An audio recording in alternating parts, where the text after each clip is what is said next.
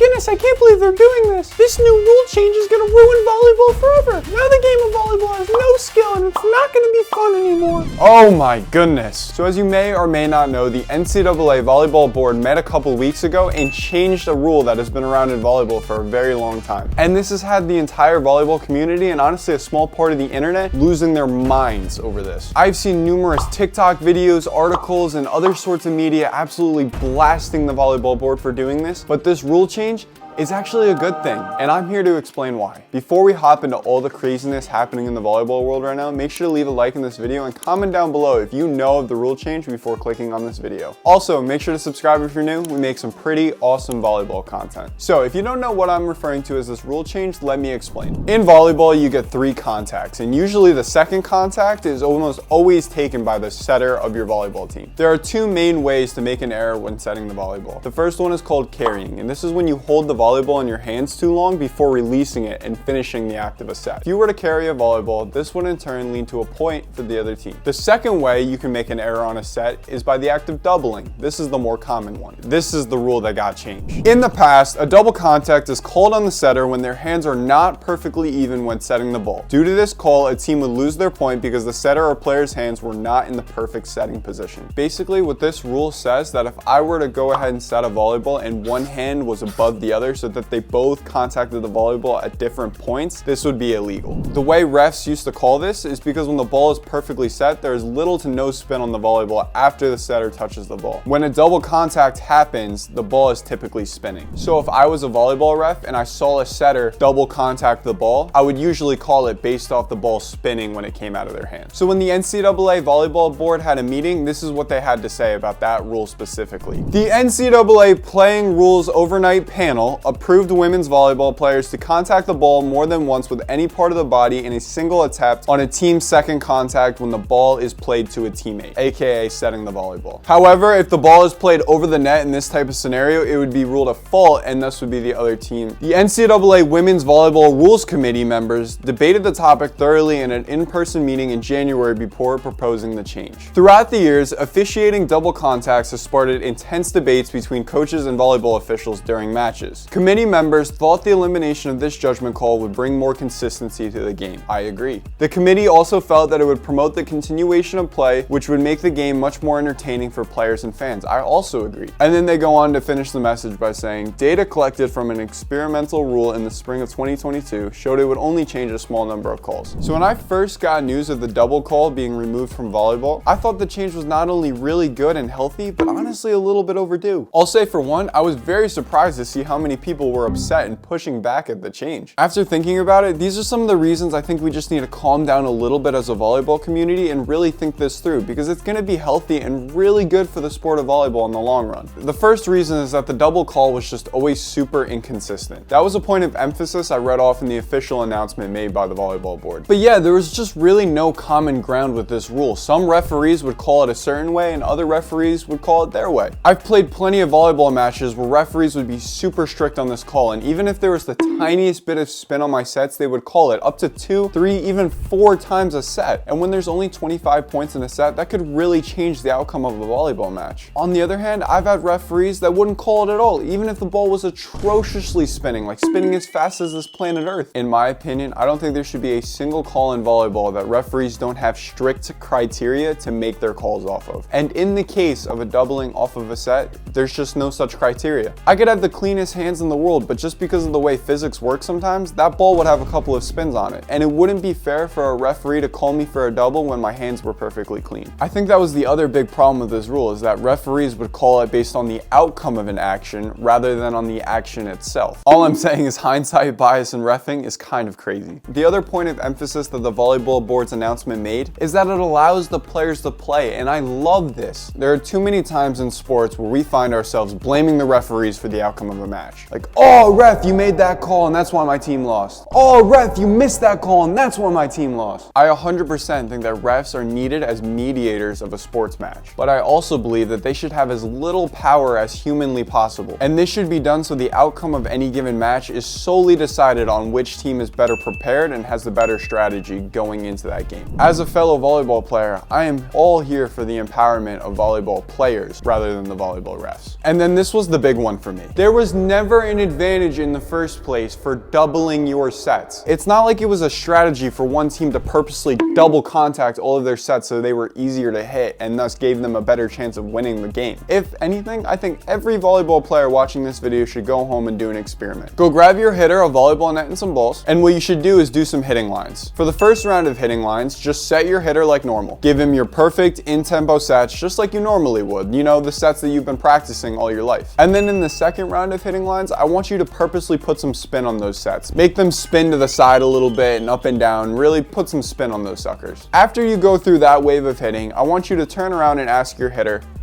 which ball was easier to set? The one that I set clean or the one that had a ton of spin on it? And I guarantee you that 99.9% of the time, unless your hitters are a little weird, they're gonna say that the clean sets were easier to hit. Me personally, I just found it really strange that you would be penalized for doing something that would cause harm to your team rather than helping it. Calls like hitting the net, stepping on the line while serving, and carrying the volleyball, I see how those could be an advantage to one team if they do them consistently in a game. And thus, I think it's completely fair and reasonable to call those as penalties, as errors. But in this case, doubling the set is equivalent to just throwing up a crappy set for your hitter to try and deal with. There was never no advantage, honestly just a disadvantage. And the other thing that I just need to address and make very clear to everybody watching this video, this only applies to NCAA volleyball players. And yes, I've gotten a handful of comments on my videos asking me why I'm talking about this because I'm a male volleyball player. And while this specific announcement only referred to the NCAA women's volleyball, what everybody is missing to see is that this change has already been made for me. I am a Division III men's volleyball player, and this is a change that has already happened to me, and I've been playing through it this season. So yeah, as a setter of an NCAA men's volleyball team, I've probably set around 1,000 balls. We're around at the halfway point of our season. And I'll be completely honest, sometimes my hands get a little bit consistent, and I do have a tendency to double the balls sometimes. In the past, I'd probably have like 8 to 10 of those balls be called as doubles, and thus points for the other team. I think this season I've only had like 2.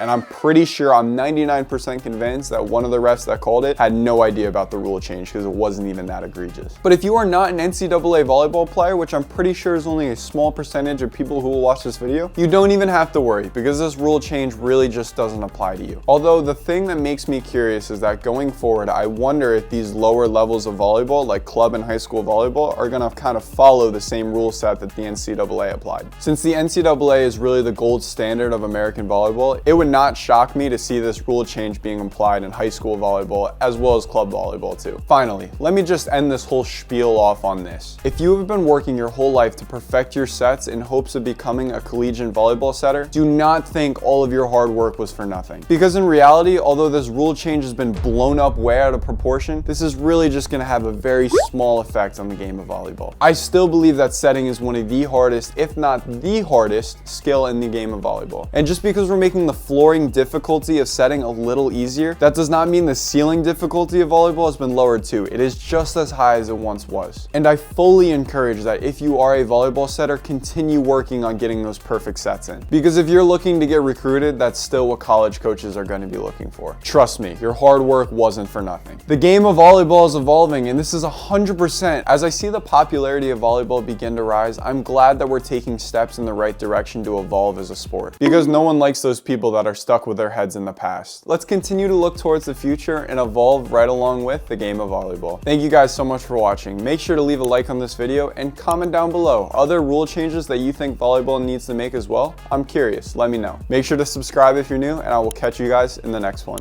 Peace.